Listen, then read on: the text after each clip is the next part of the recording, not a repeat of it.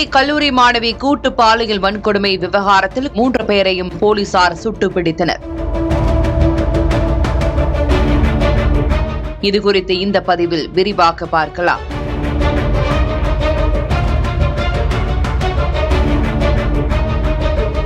கோவையில் ஆண் நண்பருடன் பேசிக் கொண்டிருந்த கல்லூரி மாணவியை கடத்திய 3 இளைஞர்கள் பாலியல் வன்கொடுமை செய்துவிட்டு தப்பிச் சென்ற சம்பவம் ஒட்டுமொத்த தமிழகத்தையுமே உலுக்கியுள்ளது. இதற்கு பல அரசியல் கட்சி தலைவர்களும் கண்டனங்களை தெரிவித்து வருகின்றனர். இந்த கொடூர சம்பவம் தொடர்பாக விசாரணை செய்து வந்த போலீசார் 7 தனிப்படைகள் அமைத்து 3 பேரையும் தேடி வந்தனர்.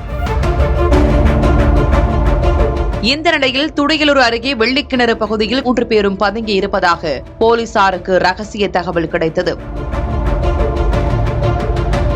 இதனையடுத்து அதிரடியாக அங்கு சென்ற பீளமேடு காவல் நிலைய ஆய்வாளர் அர்ஜுன் தலைமையிலான குழுவினரும் சரவணம்பட்டி காவல் நிலைய ஆய்வாளர் குணசேகர் தலைமையிலும் போலீசார் அவர்கள் 3 பேரையும் சுற்றி வளைத்தனர். அப்போது அங்கிருந்து தப்ப முயன்ற குற்றவாளிகள் தலைமை காவலர் சந்திரசேகர் என்பவரை இடது கையில் வெட்டினர். இதனையடுத்து தற்காப்புக்காக தன்னிடமிருந்த துப்பாக்கியால் அவர்கள் சுடத் தொடங்கினர். இதில் 2 பேரை 2 கால்களிலும், ஒரு குற்றவாளியை ஒரு காலிலும் போலீசார் சுட்டுப் பிடித்தனர். பிடிப்பட்ட 3வரும் சிவகங்கை மாவட்டத்தைச் சேர்ந்த குணா என்கிற தவசி, சதீஷ் என்கிற கருப்புசாமி, கார்த்திக் என்கிற காளீஸ்வரன் என்பது தெரியவந்துள்ளது. இவர்கள் மீது ஏற்கனவே கொலை உள்ளிட்ட பல்வேறு குற்ற வழக்குகள் இருப்பதும் தெரியவந்துள்ளது. காயம்பட்ட தலைமை காவலர் சந்திரசேகரும் அரசு மருத்துவமனையில் சிகிச்சை பெற்று வருகிறார்.